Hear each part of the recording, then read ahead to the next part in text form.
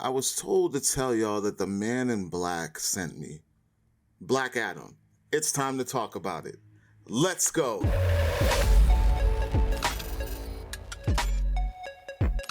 What's going on, everyone? Welcome to Klepcx FM, brought to you by WeAreCritiX.com, a place where we talk about movies, television, and pop culture. And if you're into that kind of thing, make sure you hit that subscribe key and that notification bell so you can be up to speed about everything that I talk about here. Now, ladies and gentlemen, boys and girls, last night I was lucky enough to have an early screening of Dwayne Johnson, DC, Warner Brothers, Black Adam. Yes, that's right. I got to see it a little early, and before I give you guys a gist of what I thought about it, because there's been a lot of mixed reviews on this thing, guys, and we got to get to the bottom of it. And so in good fashion, I want to talk about what exactly Black Adam is. Now, Black Adam is a character from the Shazam universe, or the Shazam world in DC. He is a champion just like Shazam, who was granted these powers, but unworthy of these powers. Nowadays they try to push him as an anti-hero, but he's, for the most part, has been more of a villain. In my perspective, I think he's more of a villain. He's tussled with the best of them, such as Shazam, such as Superman, and The Rock. Dwayne Johnson has been trying and championing this film, this project, for so long. I think we're well over 10 years that he's been trying to get this off the ground. And with the shape of the DCE universe right now, it was well needed and well deserved, and it's finally happening. And let's talk about what I thought. So, Black Adam stars The Rock, Dwayne Johnson. It also stars Pierce Brosnan. There's a little bit of Viola Davis in there, which we'll get into on her appearances. It's also got Aldous Hodge in there as, excuse me, as the Hawkman, and we'll talk about him too a lot, because I have some really strong feelings about that character in this film.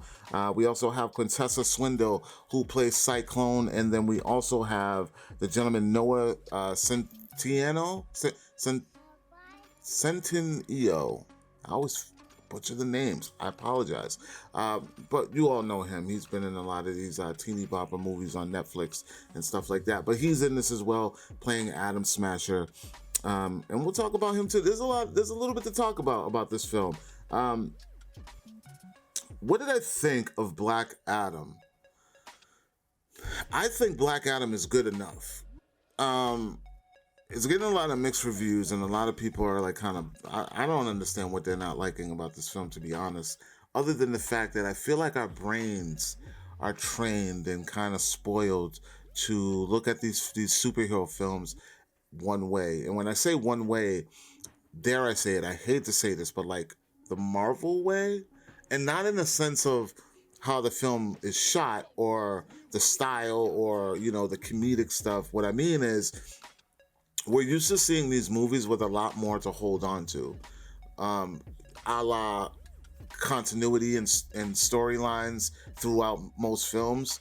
So I feel like each DC movie nowadays has to feel like a standalone, because their whole connective universe isn't quite figured out yet, because of all the changes and the drop-offs and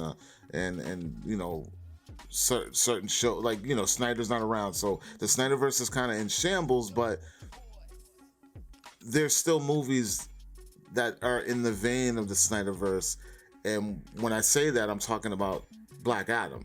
The Rock really tries his damnness to match the Snyderverse aesthetic, and he pulls it off pretty well. Stylization, and this was directed by somebody completely different. It wasn't even directed by Snyder. It was directed by the gentleman who did Nonstop, and he also did Jungle Cruise, believe it or not. And he also did The Orphan, which, three totally different genres of film. And this guy, he pretty much nailed it, in my opinion. Stylization and story, and I think he did a damn good job in CGI and working with this cast and working with The Rock. He clearly has a great chemistry and relationship with The Rock on screen. So him working with him on this film, it kind of made sense. But we would have never thought in a million years that the guy who did Jungle Cruise would be, helming a DC Universe film starring The Rock. But yeah, the stylization of this film matches the Snyderverse aesthetic to a T. I'm talking grand CGI, slow-mo shots, and they all look pretty damn good. This film is 100% action-packed. And I thought, when I'm watching it, I thought it was weird because I was like, yo, this is actually bonkers. I don't think I've ever seen anything like this. Not even Infinity War had that, where it was like, I feel like it was still more story than action in Infinity War. There was action, but it felt more story driven because they had to like connect 10 years of things that have been going on. With this film, it manages to give you so much action, but yet you're never lost in the plot. You're like, I know what's going on. I know exactly. Okay, I know what they got to do. They got to get it. They got to go get it. They got to go save the day. Cool, but there's literally a fight scene like every 5 minutes. Like, you're never bored once in this film. So when I say that I think it's good enough, I think that The Rock handled this pretty well for what they have to work with outside of this film. They do a damn good job of making this a standalone while still making it feel like it's part of what we've already seen. My opinion, guys. I mean, I'm not really understanding why a lot of people are slamming this thing. Let's talk about the cast, though. Aldous Hodge, by far my MVP. I didn't even know this. Like, I knew he was good. I knew he was good, but I didn't know that he could command the camera the way he commands in such a massive movie. Like, I thought going in, because I saw the cast, I saw that they were bringing the JSA in.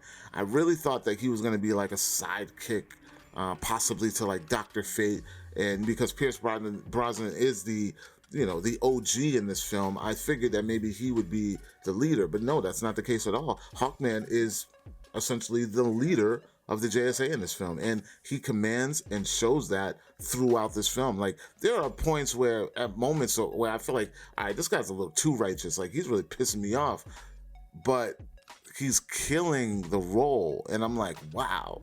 I'm like, really, wow. Like, I felt proud. I'm like, yo, Aldous Hodge is as Hawkman. Like, I never thought I would like a Hawkman character.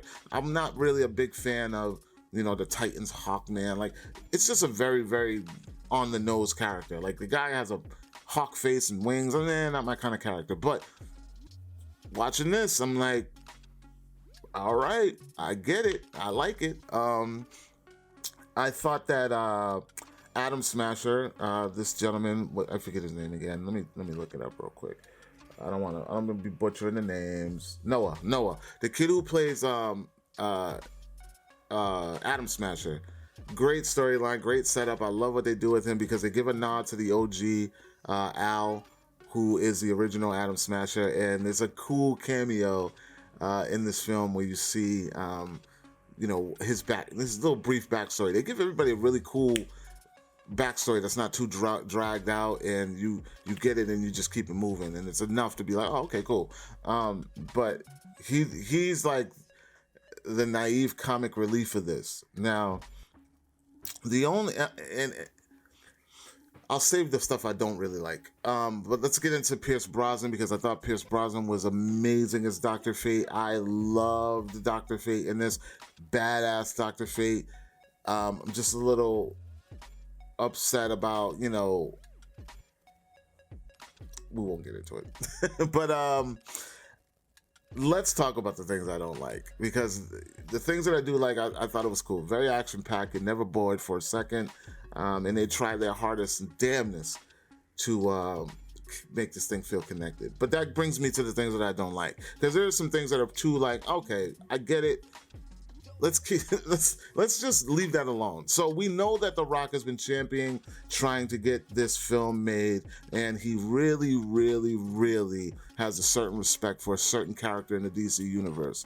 I'll say the name, Superman. Now, I'm not giving you any spoilers about Superman. What I'm saying is that The Rock is putting these little Easter eggs in the film that's really showing off the DC universe. You got comics, you got posters, you got, it's just, I'll give you an example.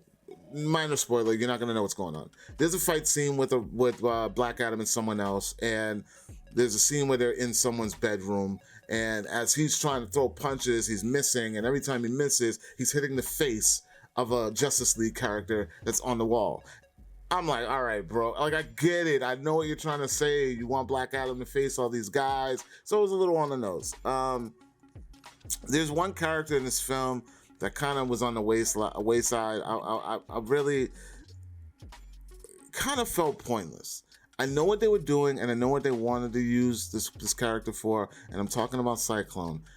I know what the purpose of that character is because of the way that they use the character in the film. She doesn't do much. She's just there.